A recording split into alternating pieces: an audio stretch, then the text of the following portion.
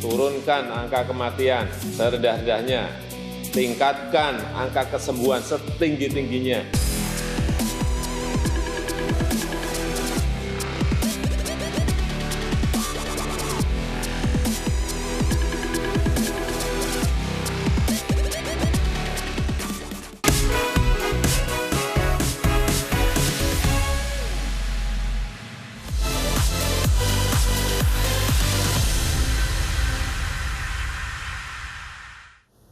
Kembali bersama kami, pemirsa, sebuah mobil milik pedagang masker yang tengah berjualan di Makassar, Sulawesi Selatan, ludes terbakar. Diduga kebakaran karena korsleting listrik.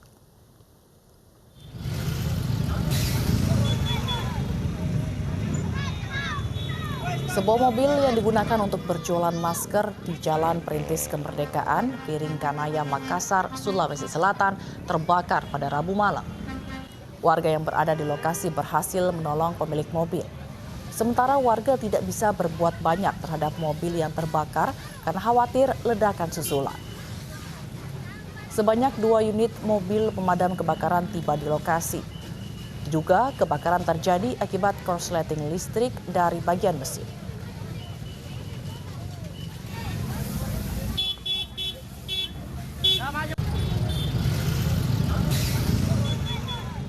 Kejadian tersebut menurut keterangan warga sekitar terjadi secara tiba-tiba, tidak ada korban jiwa. Dalam kejadian tersebut hanya satu korban material berupa kendaraan roda 4.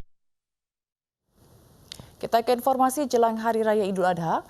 Presiden Joko Widodo dan Gubernur DKI Jakarta Anies Baswedan mengirimkan 3 sapi bagi warga di Kepulauan Seribu.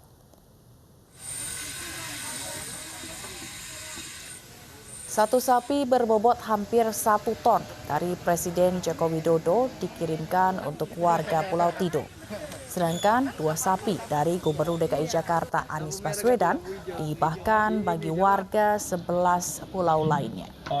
Ketiga sapi ini dikirimkan ke Kepulauan Seribu dengan menggunakan kapal melalui dermaga Kali Adem, Penjaringan, Jakarta Utara, Rabu siang. Selain ketiga sapi ini, warga di Kepulauan Seribu juga akan mendapatkan hibah 9 sapi lain dan 32 ekor kambing sumbangan dari lembaga dan perorangan.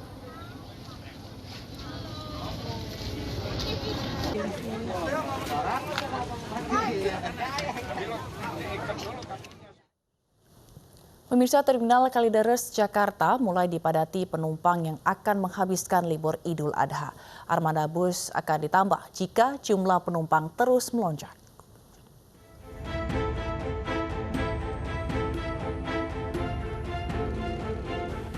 Dua hari jelang Idul Adha, antrian penumpang terjadi di loket pembelian tiket Terminal Kalideres Jakarta.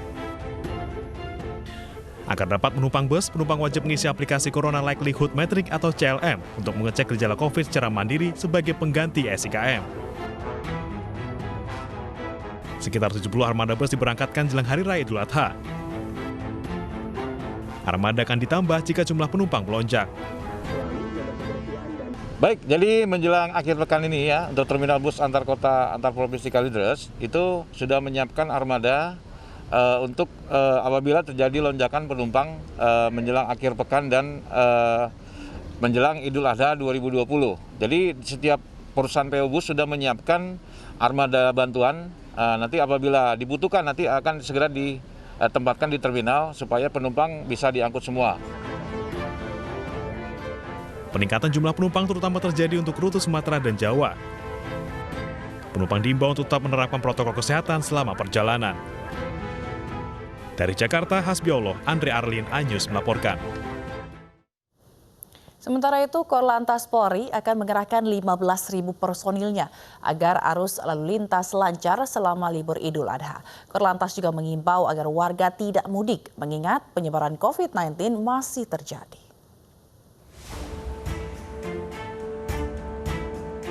Korlantas Polri akan mengerahkan sepertiga pasukannya atau 15.000 anggota kepolisian yang tersebar di ibu kota dan berbagai wilayah Indonesia untuk melancarkan arus lalu lintas terutama pada Hari Raya Idul Adha, tempat lokasi wisata, jalan protokol, serta berbagai ruas jalan tol. Korlantas berjalan mengantisipasi perayaan Idul Adha 1441 ini. Momentum ini adalah juga bagian daripada pelayanan publik kepada masyarakat, ya, kepada para pengguna jalan kita yang kemungkinan pada momentum ini mau pulang kampung, mau jenguk keluarga. Tetap kita antisipasi karena ada space waktu Jumat, Sabtu, Minggu itu ada waktu yang kosong, mungkin diluangkan oleh keluarga-keluarga tertentu yang ingin menjenguk keluarganya di kampung. Korlantas juga mengimbau agar warga tidak mudik mengingat penyebaran COVID-19 masih terjadi. Anggota kepolisian yang berjaga juga diminta untuk memantau protokol kesehatan para pengendara seperti penggunaan masker meskipun tindakan masih berupa himbauan dan tidak akan memberi sanksi. Dari Jakarta, Helmi Sajangbati, iNews melaporkan. Kita ke informasi lain, pemirsa, Ketua Umum Partai Demokrat Agus Harimurti Yudhoyono menyambangi kantor DPP Partai Amanat Nasional Rabu siang. Pertemuan keduanya merupakan bagian dari rangkaian safari politik terkait koalisi Pilkada 2020.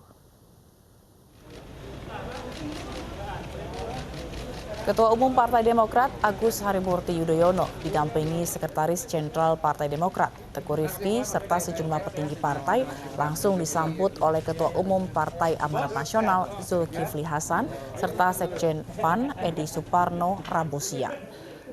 Pertemuan keduanya kali ini untuk menggelar rapat tertutup bersama dengan jajaran terkait koalisi partai pada Pilkada 2020.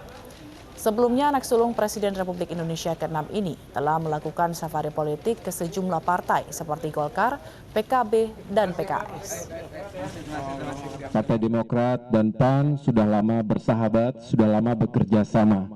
Hari ini adalah upaya bersama untuk menyambung tali silaturahim dan mempererat kerjasama hari ini dan ke depan. Dalam konteks pilkada yang akan kita gelar di 270 kabupaten kota termasuk provinsi di Desember 2020 ini, tentu cukup banyak kebersamaan antara PAN dan Partai Demokrat di berbagai daerah. Ada yang memang kami lihat sebagai daerah yang memiliki signifikansi yang tinggi, yang potensial, dan memiliki kans menang yang juga baik. Tentu saya menyambut baik apa yang disampaikan oleh Ketua Umum Pak Zulhas tadi, bahwa jika ada kebersamaan yang bisa kita lakukan dan untuk memenangkan pilkada tersebut, tentu kami akan lakukan. Membahas kerjasama di berbagai tempat, pilkada ya, ada pilihan gubernur, bupati, wali kota, banyak juga yang kami bersama-sama, apakah pilgub, bupati dan wali kota, itu juga kami bahas tadi. Nah, demokrasi intinya kan suara rakyat, suara Tuhan, one man, one vote gitu ya. Nah, oleh karena itu, misalnya undang-undang pemilu, ada, ini bukan soal sanggup dan tidak sanggup, bukan itu, tapi demokratis apa tidak. Partai Nasdem resmi mendukung keponakan Prabowo Subianto, Rahayu Saraswati, pada pilkada di Kota Tangerang Selatan. Saras yang akan mendampingi Muhammad kini mengantongi 3 rekomendasi partai, yakni Nasdem, PD Perjuangan, dan Gerindra. Jadi yang difoto ntar yang pakai ini. Surat rekomendasi kepada pasangan Muhammad Rahayu Saraswati untuk maju di Pilkada Tangsel ini disampaikan Wakil Ketua Umum DPP Partai Nasdem Ahmad Ali di ruang fraksi Nasdem Komplek Parlemen Senayan, Jakarta, Rabu siang. Ali menyebut berdasarkan hasil survei tim internalnya, pasangan Muhammad Saras lebih berpeluang menang ketimbang kader Partai Nasdem sendiri. Di mana? Banyak sekali alasan yang kemudian menjadi pilih, kenapa kemudian kami memilih Saras dan pasangannya untuk maju. Tentunya ada pertanyaan bahwa hari ini salah satu kader Nasdem maju sebagai calon wali kota, tapi kemudian kami mengusung Muhammad dengan Saras untuk maju. Tentunya pertimbangan-pertimbangan sangat teknis itu sudah kami lakukan kajian, kami juga melakukan survei, kami melakukan memotret apa kehendak masyarakat yang Tangerang Selatan, sehingga dasar itu kemudian kami. Masyarakat selama ini rupanya lebih kuat lagi mendukung pasangan Muhammad Rahayu Saraswati. Jadi saya mau menyatakan banyak-banyak terima kasih kepada PDI Perjuangan, Gerindra, Nasdem, dan juga kawan-kawan yang nanti akan tentunya tetap memberikan dukungan bahkan ya. Pasangan Gibran Rakabuming Raka, Teguh Prakosa diprediksi menjadi calon terkuat untuk memenangkan pemilihan wali kota dan wakil wali kota Surakarta. Namun dua penantang Gibran mulai muncul. Mereka adalah Putri Keraton Solo dan calon independen yang berprofesi sebagai penjahit dan ketua RW.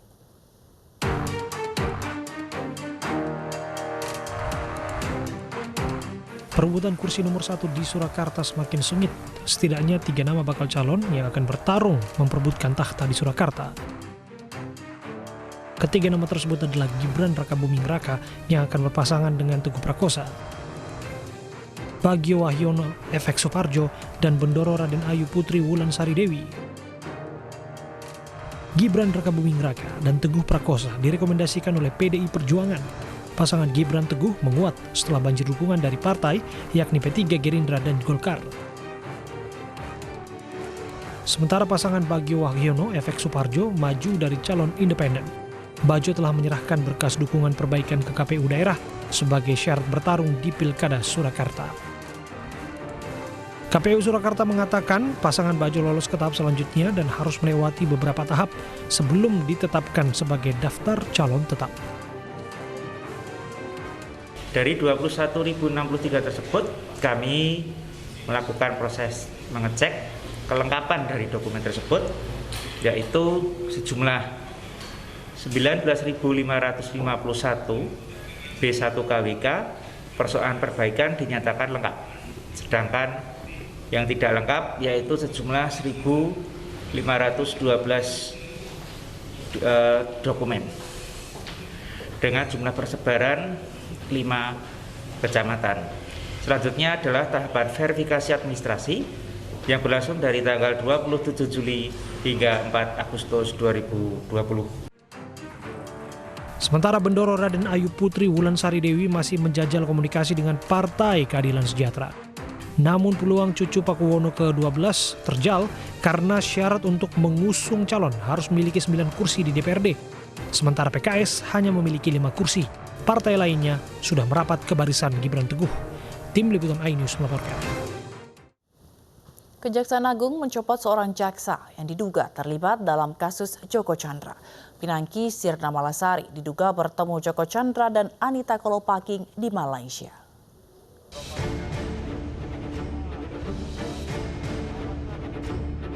Kejaksaan Agung akhirnya mencopot salah satu jaksanya yang diduga terlibat dalam kasus Joko Chandra. Jaksa tersebut bernama Pinangki Sirna Malasari yang menjabat sebagai Kepala Subbagian Pemantauan dan Evaluasi 2 di Biro Perencanaan Jaksa Agung Muda bidang pembinaan. Ia dinilai melakukan pelanggaran disiplin dengan bepergian ke luar negeri sebanyak 9 kali. Sebelumnya beredar foto Pinangki bersama Joko Chandra dan Anita Kolopaking di Malaysia. Dari hasil pemeriksaan tersebut, terlapor atas nama Dr. Pinangki Sirna Malasari SHMH, jabatan Kepala Subbagian Pemantauan dan Evaluasi 2 pada Biro Perencanaan Jaksa Agung Muda Pembinaan, terbukti melakukan pelanggaran disiplin pegawai negeri sipil, yaitu telah melakukan perjalanan ke luar negeri tanpa mendapatkan izin tertulis dari pimpinan sebanyak 9 kali. Kejagung sebelumnya telah memeriksa 8 jaksa yang diduga terlibat dalam kasus Joko Chandra. Sementara 3 perwira tinggi polisi juga telah dicopot dari jabatannya karena diduga membantu pelarian Joko Chandra. Dari Jakarta, Rigi Iskandar, Nur Alin, Warah Fandi, iNews melaporkan. Pengadilan Negeri Jakarta Selatan akhirnya menghentikan proses hukum peninjauan kembali yang diajukan oleh terpidana hak tagih Bank Bali Joko Chandra. Penghentian dilakukan karena pemohon Joko Chandra tidak pernah menghadiri persidangan.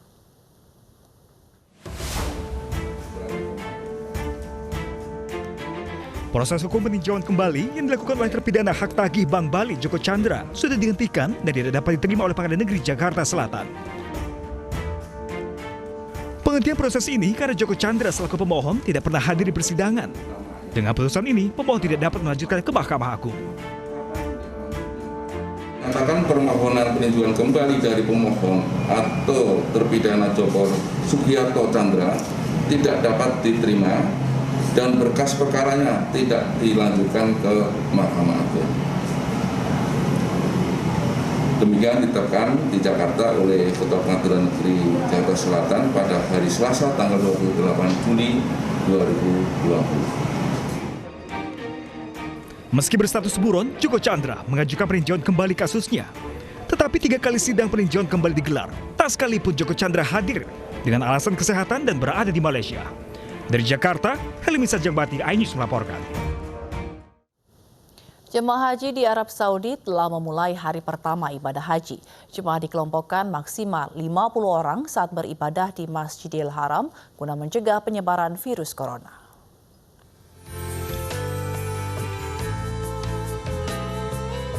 Jemaah haji di Arab Saudi telah memulai ibadah haji pada hari pertama setelah mengisolasi diri di sebuah hotel dengan mematuhi langkah-langkah pencegahan virus corona. Seorang pemimpin kesehatan ditugaskan untuk masing-masing kelompok 50 jemaah haji guna memastikan langkah-langkah keselamatan termasuk mengenakan masker dan menjaga jarak fisik.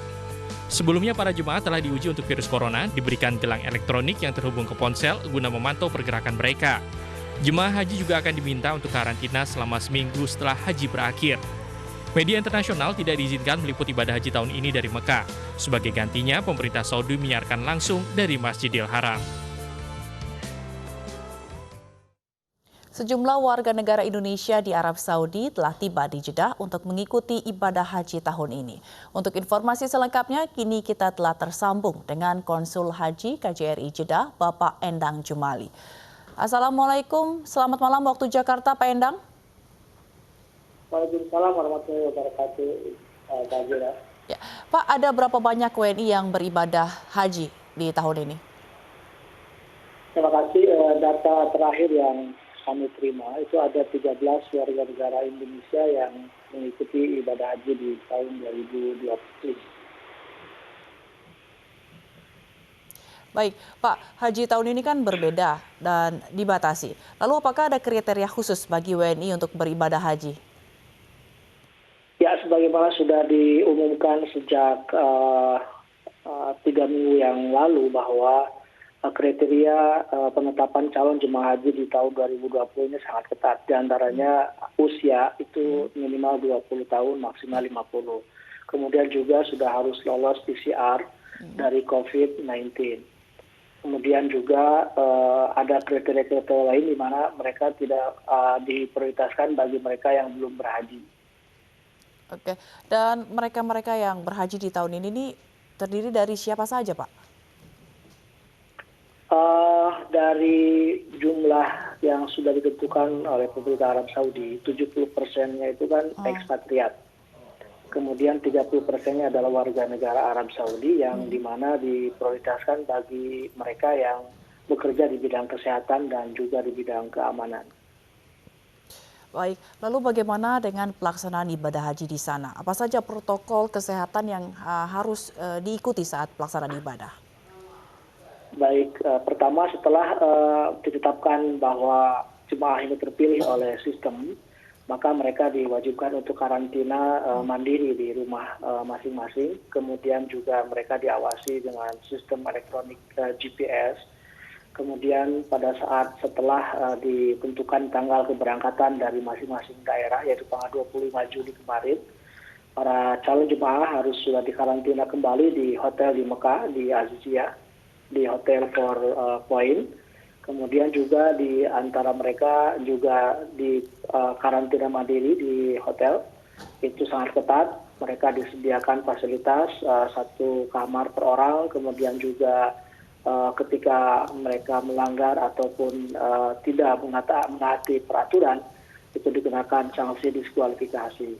Lalu juga protokol kesehatan sangat ketat di mana fasilitas makanan, kemudian juga yang lainnya sudah disediakan oleh lokal haji operator.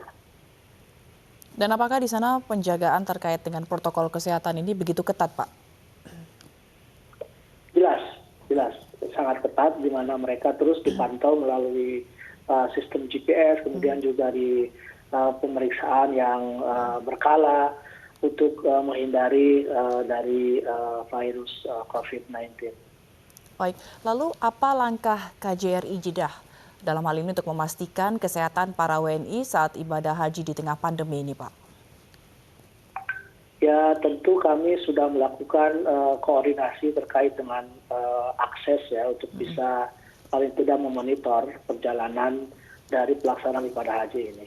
Akan tetapi memang peraturan di tahun 2020 ini sangat ketat, sehingga kami tidak diberikan akses, tetapi kami diberikan akses untuk bergabung di sebuah katakanlah grup media Government Official Hajj dari Kementerian Kominfo dari Arab Saudi, sehingga kami bisa memantau secara virtual. Lalu juga kami di KBRI, di KJRI senantiasa melakukan koordinasi dan komunikasi melalui komunikasi dengan para jemaah yang sudah ada di lapangan atau di Mekah dan sekarang sudah ada di Mina. Sehingga kami memang komunikasinya sebatas tadi via telepon, kemudian juga melalui Kementerian Kominfo dan juga Kementerian Haji. Baik, terima kasih Bapak Endang atas informasinya langsung dari Jeddah, Arab Saudi. Ya, dan pemirsa, Kepala Urusan 2 Masjid Suci Masjidil Haram dan Masjid Nabawi, Syekh Abdul Rahman bin Abdul Aziz Al-Sudais mengatakan khutbah di Arafah akan diterjemahkan ke 10 bahasa.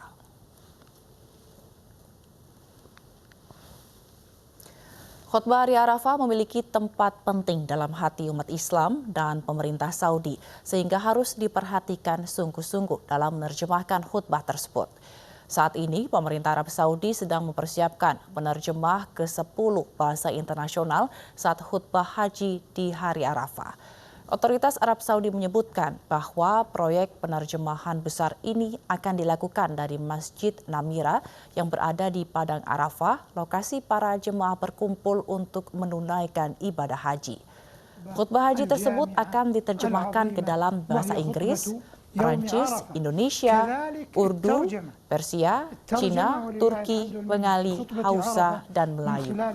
Menurut Sekretaris Jenderal untuk Penerjemahan dan Urusan Teknis Arab Saudi, lebih dari 50 juta Muslim di seluruh dunia akan mendengarkan khutbah tersebut.